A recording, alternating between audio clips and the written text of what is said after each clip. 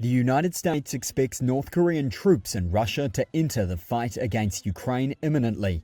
That's according to US Secretary of State Antony Blinken on Friday, who said 10,000 troops are thought to have traveled to Russia. As many as 8,000 of those North Korean forces have been deployed to the Kursk region. We've not yet seen these troops deploy into combat against Ukrainian forces, but we would expect that to happen in the coming days.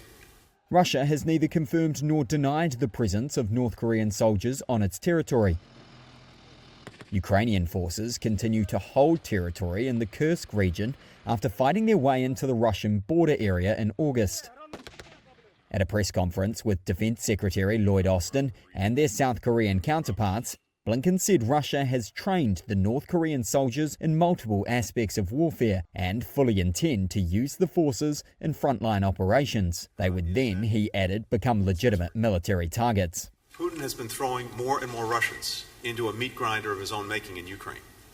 Now, he's turning to North Korean troops, and that is a clear sign of weakness. Earlier on Thursday, North Korea conducted its longest ever intercontinental ballistic missile test. South Korea has warned Pyongyang could get missile technology from Russia in exchange for troop deployment in Ukraine. Ukraine President Volodymyr Zelensky publicly warned of North Korea's involvement on October 13.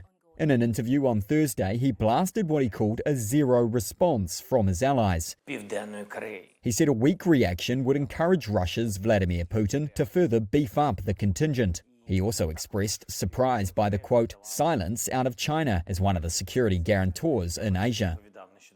Blinken also urged China to use its influence to rein in Pyongyang.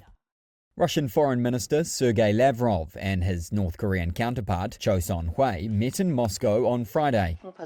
Cho said North Korean President Kim Jong-un gave an order to, quote, unswervingly and powerfully support the Russian army.